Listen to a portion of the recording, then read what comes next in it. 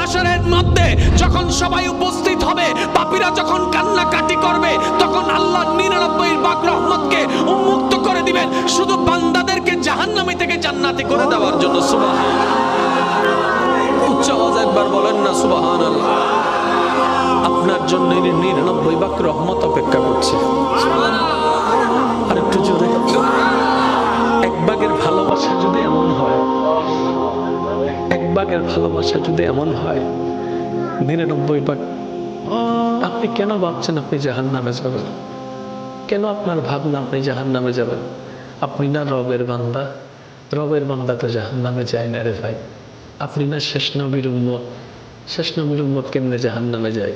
কিছু কাজ করেন না, অনেক তো হলো, অনেক তো দুনিয়া করলেন, অনেক তো দুনিয়াকে অর্জন করলেন। এই দুনিয়া না একদিন লাথি মেরে দিবে, এই দুনিয়া না পিঠের পিছনে একদিন ছুরি মেরে দিবে। করলাম তো অনেক দিন, কি লাভ হলো? অতীতে যারা করেছে কি লাভ হয়েছে?